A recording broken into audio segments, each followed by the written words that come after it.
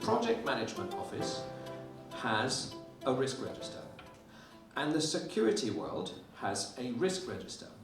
We get attracted to big projects, mega projects, because we see their mega budgets, and we wonder, how can we get a part of that?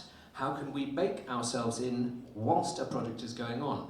We see the giga projects in Saudi, maybe doing something different at the moment, but we see these big projects and we wonder, is there something there that we can work towards? These are big, lofty construction goals, and yet, as a community in the security world and the risk world, I don't think we ask the right people the right questions. So joining us on the panel is Emre, who is in the world of project controls and the wider PMO office, and Jonathan, who is on the security by design and security world that you've seen on many other panels. Why don't we start off by explaining the two worlds before we get into some granularity? Emre, tell us what is the project controls world and the world of the project management office. Hello everyone. So, project management office is essentially the organization that ensures project is delivered by adhering to the organizational objectives. Because some organizations have multiple projects and they want to ensure they deliver the same quality of their service across certain disciplines. That can be scheduling, cost control, quality, and risk. So PMOs are those offices that are usually established in the head office of the organizations, just to ensure all the projects are utilizing same tools, talking the same language, and ensuring the same level of quality. Fantastic. And of course, risk is but one aspect of that, but we'll get into why it's important. Jonathan, tell us about security by design and what that world typically looks like. Yeah, it's very interesting. I must admit, PMO to me I thought was a natural thing that I integrate with on a daily basis, but I don't think that's because I work in unique environments. So it's key to the success of the project that I am integrated in that level of depth, that I raise those concerns early in a project. So risk takes a different kind of outlook to a PMO. So PMO looks at it, my interpretation is that it's about getting things done in a project. Are we on time? Are we in scope?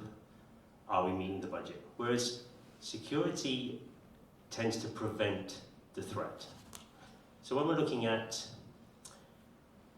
we'll take any project, an aviation project. What should take place is understanding what the risk is. What is the credible threat? So how do we do that? We tend to take the strategy of completing a threat vulnerability risk assessment. Hopefully the client is on board on that. So what does that do? It looks at the credible threats. There's no point designing in measures, mitigation measures that we don't need. What's the point? It's not cost effective. We could probably over-engineer all of the solutions as a result. So once we do the threat vulnerability risk assessment, we know what the credible threats are. We present that back to the client. How do we do that? So there's lots of different considerations. If we're looking at aviation, for instance, or even rail stations, which I'm working on about 7 or 8 different projects at the moment, there's so much to take into consideration. There's the public realm aspect, there's blast, there's fragmentation of materials, there's vehicle dynamic assessments. So we see it differently. We're trying to implement the risk mitigation measures into the design as early as possible. It's the same old argument, isn't it? Security needs to be involved at the earliest opportunity. And so what's earlier than maybe the project management office stage? Emre, tell us a bit about how you see risk management, because we're going to be talking risk. Well, let's define it for you. Is it the same as for Jonathan? Yeah, totally agree. I will quote one of my previous project directors. He said in a risk forum we were holding in a railway project, he said risk management, implementing risk management is the most elite way of managing a project. You can choose not to go onto that path, but if you dedicate a risk manager and have a risk register, continuously hold risk management meetings with your team, you're leaving a smaller room to failure. So that's what is being done in construction projects, not at the same maturity level everywhere. For some organizations, unfortunately, it's a tick box exercise. It's mostly a compliance issue. Oh, we have an audit next summer, we have to get ready, let's update our risk register. But I'm a witness of this transformation lately, because we are now able to make more sense of this text-based data of risk register with the advanced technologies, artificial intelligence, but not only. We're able to digitize what a risk register tells us by using some quantitative analysis, which actually empowers what a risk register gives us. I think this is a quite exciting feature, because project members are mostly coming from engineering backgrounds, not good with words. They'd like to see numbers, some statistics, and I think as we go more on this direction, we will also increase risks reputation in the project team's minds, and we will give more empowerment to the risk. And Emre, if I can just touch on that, are we saying, and we are saying, there's two risk registers, right? There's your risk register, and there's the security risk register. Who looks at your risk register, and what type of risks are on your register?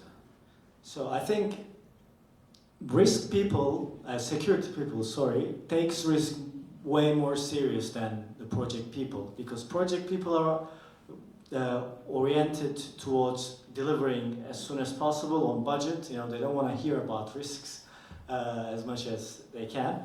But for security, it's something uncompromisable. Therefore, security starts to measure those, to detect those earlier than the project team. I think it's quite essential to build that link between security teams and the project teams while this kick-off meetings. So the project team is aware of what to expect. In one of my projects, I witnessed a year of delay due to a security requirement that was missed.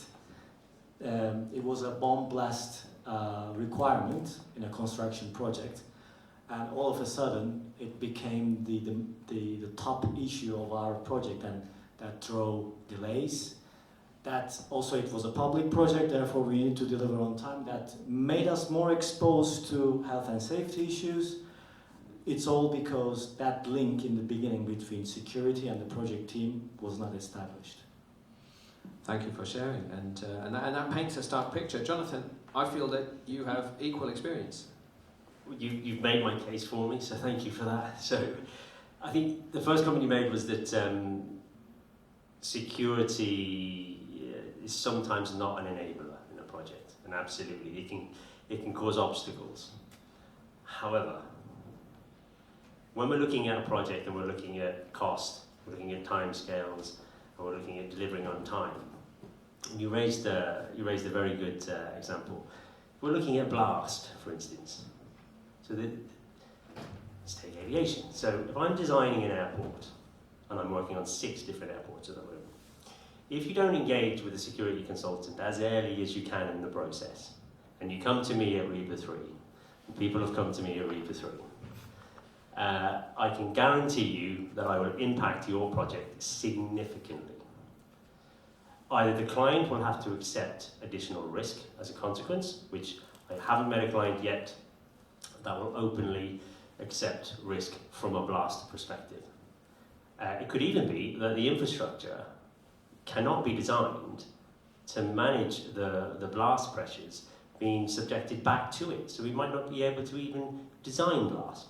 So would it not be really helpful in those circumstances to engage with a security consultant that can put that on the risk register as early as possible, so that we can talk to architects. So when architects come up with these beautiful glazed facades, kerning walling systems, and we understand that I'm working on a project in Ireland at the moment. So SIDOS and ASIAD are the same things, essentially.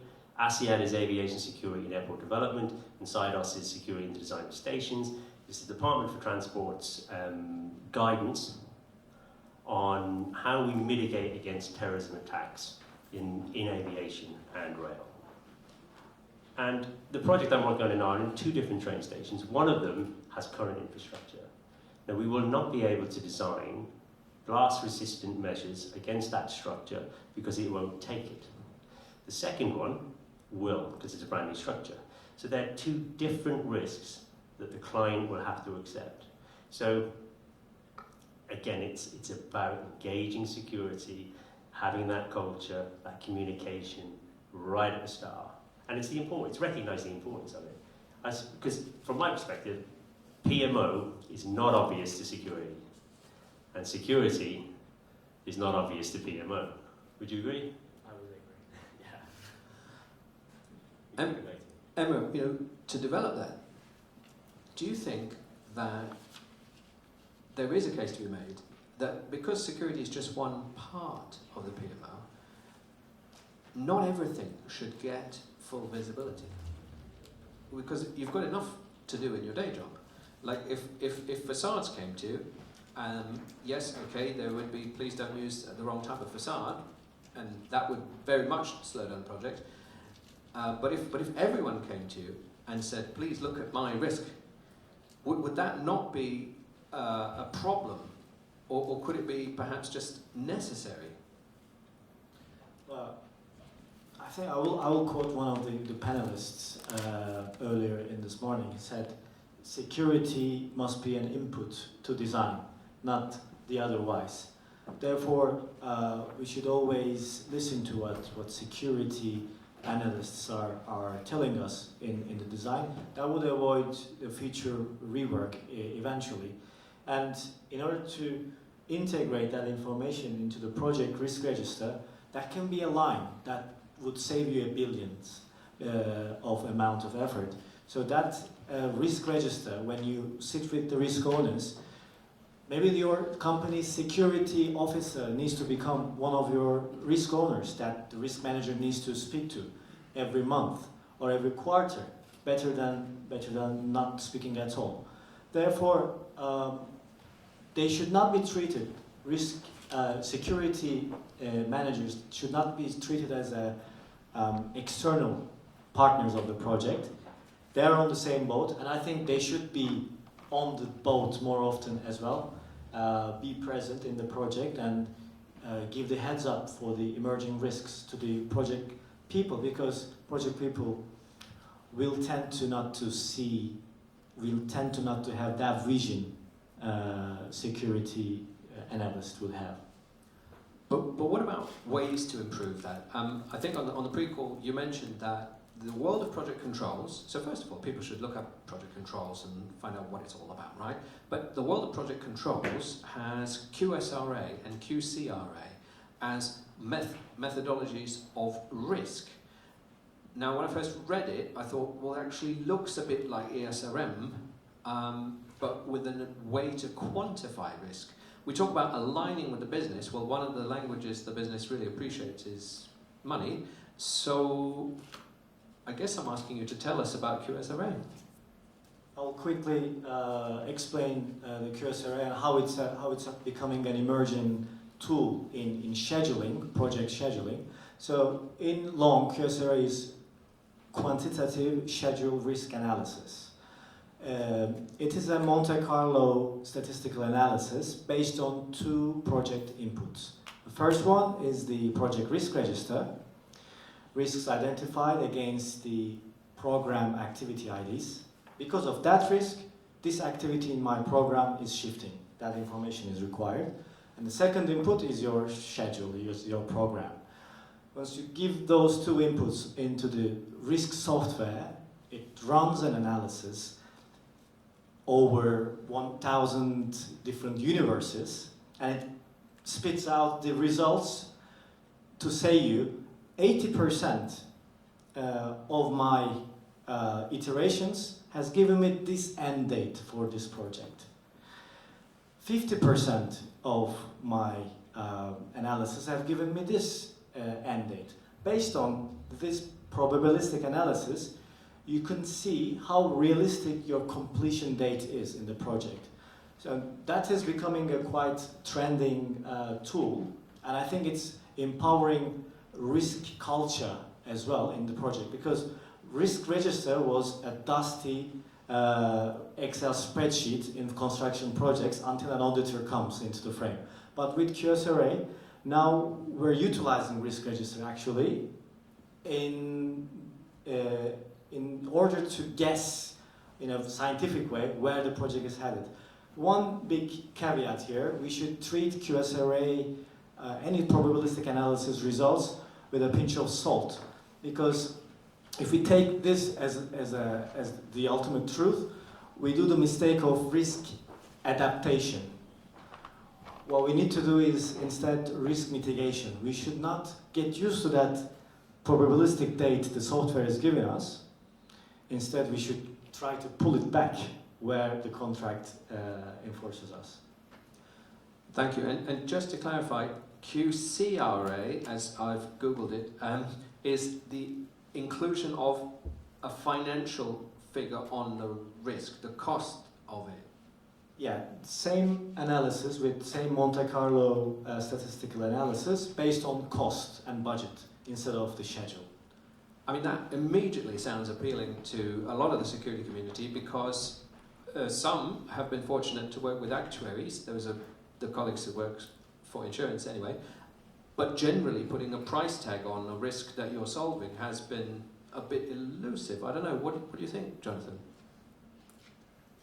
Yeah, I think it's the value add, isn't it? And it's the stakeholders recognising the value that you bring to the project. So there's a couple of things actually. Just moving back to a slide point previous, you were saying what happens if everyone comes to you with their own risk and says, look at all of my risk? Well, actually, I'm your ally in that, because the threat vulnerability risk assessment defines exactly what should be mitigated against. It's an analysis. It says what is the likelihood, what is the probability, what is the impact, what is the scoring methodology, and it's only these risks at medium or above that we actually legally need to mitigate against. So there's no point designing something if we don't see. Everyone can come to you with risks, but security are really only going to be the people that come to you with the risks that actually are credible. So we're a huge ally in that respect. And to give you a good example of that, I had a designer, an architect, and a wayfinding and landscaping come to me and say, we're going to put all of these fantastic coffee shops in front of the terminal, and we're going to do this, and we're going to put wayfinding and advertising. And if I hadn't been in that meeting, that would have progressed, and there would have been money and time and investment into the design of that for me to come along and say, well, we can't encourage congregation spaces at the front of a terminal because it's a target. So immediately that's taken out of the equation. So how much did I save in that one meeting just by being present? You know, we had landscaping, wayfinding, highways, you know, a lot of people. So there was that. You also mentioned that the QRSA is a scheduled kind of a risk analysis, whereas that's fine, but security is a living threat. It evolves. You know, the risk could change. The risk could change purely from, you know, MPSA and things. Yeah. So the TVRA could change because the design changes, and if the design changes, the TVRA needs to be readdressed. So your QRSA will pick things up periodically, but actually what we need to do is we need to monitor it consistently. What was your question, Bill? Well, it was more an observation, and I think that kind of captures it. But it strikes me that perhaps we can find more alignment if we divide the room, the community, our work into project-based work and ongoing work. What do you think? Yeah, I was struggling to get my head around what is the PMO actually trying to establish. It's about getting a project delivered on time. How we can do that without engagement, full engagement from security. If security is a key stakeholder in that project, I really don't understand how that can happen. Because in every single project that I've ever worked in, security will impact in some way. We just talk about HVM, hostile vehicle mitigation. It's 4 weeks to complete a vehicle dynamic assessment. It's probably another 2 or 3 weeks to look at an optioneering exercise. Then we got to source it from the manufacturer. Then we got to look at a topographical study. Can we actually install the HVM when the utilities say that we can't? So this, I don't know. I know PMO is there. For me, it's in the background. It's monitoring those risks. It's trying to highlight those risks from a scheduling perspective, whereas security should be influencing that in more detail.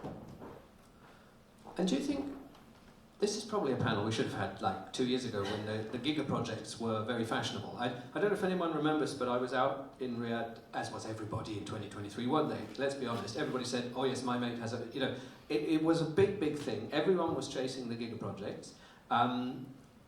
So it seems that that's given us a gold standard of getting to know the PMO almost. Emre, how should people get to know the PMO? Let's say I'm a manned guarding company, or I provide security consultancy. The PMO must look really big and uninviting. I don't know. I mean, how best to get your risk in front of the PMO?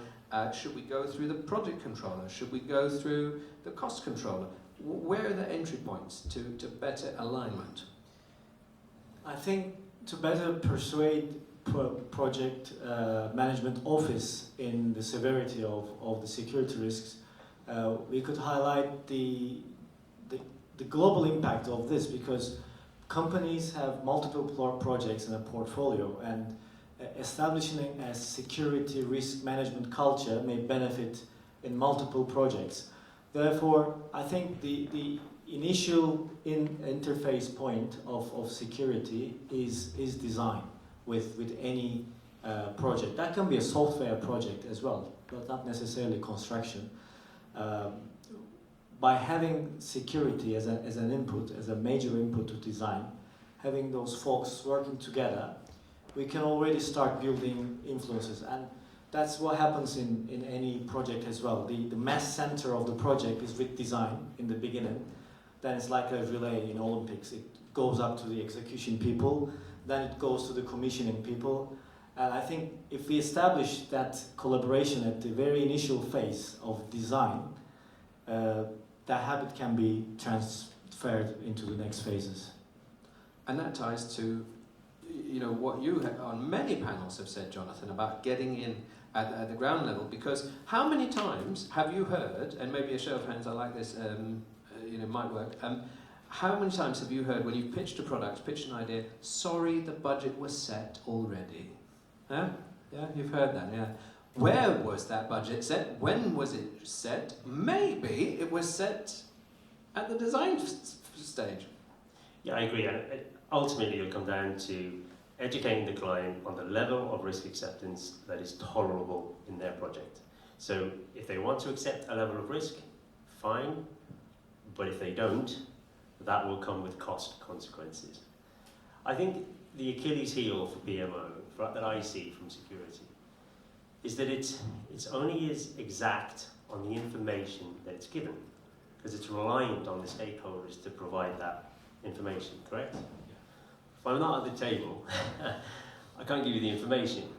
And even, so from a blast perspective, from an aesthetics perspective, from a risk acceptance perspective, if I'm not there to give you the information, then the PMO is slightly, I wouldn't say flawed, that's not the correct analogy, but I'd say it's restricted in its ability to be effective, because it's about mitigating risk to the project.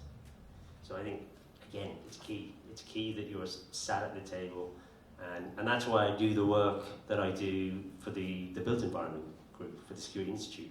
I'm co-chair for that, and I push that narrative consistently, we need to be involved early. But, Emre, do you think, we mentioned there's 2 risk registers, okay? Do you think there's a danger of getting finance to look at your risk, because finance can tolerate financial loss, and if they see your security risk as a financial loss, that's not the same appreciation as, let's say, a security manager worried about an incident. Do you think that some of the financial leaders could be reductive like that? Or is that something I'm just imagining? Well, as long as you have budget to offset that risk, and also the reputational damage that it could cause, because not all risks can be converted into pounds. Although... I just wrote it down. Actually. Oh, really? Does anybody know what the cost? I mean, there is no cost to life. It's priceless, obviously. You know, we cannot put a price on life. Insurance companies do, though. So does anybody know what an insurance company actually evaluates the cost of someone dying and it's your fault? Anybody? £6 million. So when you're coming to me and saying that the budget doesn't constitute it, then I'll tell you £6 million. And reputational damage and operational damage. Now, how long? We're talking about resilience. How long is it going to take for you to put that operation back in process and make you money? So, yeah, £6 million. Well, it's stark, but it does maybe highlight the duality of risk registers, and yes, someone in the audience will say, well, there's a 3rd risk register somewhere else, and so on. Yeah. But Emre, do you think we'll see more of this in the world of project controls? And so you're going to say something else? Yeah, just to complete. In some cases, the security-driven risks and their numeric equivalent in budget may look tasteless for commercially ambitious bidders in tenders. Therefore, those kind of risks tend to be overlooked. And I don't think that's a very wise decision to make at that stage, although they want to get awarded by the tender. But that could be one of the reasons, just to making the mistake of evaluating risks only as a financial loss. There are many examples of this turning south. Therefore, yes, risks are not only durations or cost numbers. There are huge impacts that are not countable and can destroy your reputation. Absolutely. And then, will we see more of project controllers who are risk-minded in the coming years? I'm hoping yes. Well, are we opening the AI Pandora's box? Or I don't know. Well, there were great references to AI during the previous panels. I consider AI as a human amplifier, like a bicycle, essentially. A human walk speed is 3 miles per hour. With bicycle, we can reach up to 90 miles. That's the world record I just checked yesterday. But I also heard one of our panelists said AI is the new asbestos. So that made me think, although I object, it made me think that our body is not built to go with 90 miles per hour speed on that bicycle, right? When we ride a bicycle, we have to be equipped accordingly.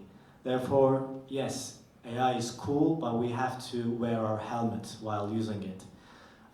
Therefore, I'm quite excited for what it to bring, and risk management subject specifically very rich in text, which is what LLMs love about, that can summarize, read the whole company history about risks and give us a summary, give us opinions about how to resolve risks. Therefore, what I see, if we talk about the future of PMO and future of risk management in projects, I see less legwork, more human interface, talking to your project team member, being the psychotherapist of that person, letting them to explain all the concerns, all the risks they've seen, and giving this conforming thoughts, writing down all the problems in a register, which is also a nice psychotherapy method, and solving them together. I think this is where risk management is going in the future in projects. I like it. Final thoughts, Jonathan? No, I totally agree. I think AI definitely, we're going to see an increase in AI. I think it's a great tool for the detection, the prediction and pattern recognition of risk, but it's generic. It's dependent on the information that you feed it.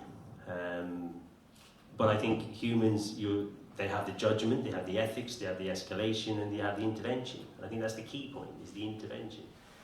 Because it will just run a process, AI. It will just run the track that you've set it. So yeah, I think the PMO of the future, which I think is the topic here, isn't it? I think is a system that allows the security consultant, because I truly believe the security consultant is the PMO of the future, because they need to create that culture of making sure that security is involved at the very start, so that when we think of a project, we think security. As soon as we get in at that early opportunity, we can influence design. Architects will design buildings, absolutely, and engineers will build them, but only if security have had an input and make sure that the client isn't accepting a risk that they're not willing to accept. Because trust me, I've seen projects fall at REBA 4 because security has not been involved. So yeah. Okay. Well, Emre and Jonathan, thank you very much for coming on. Let's give a big round of applause.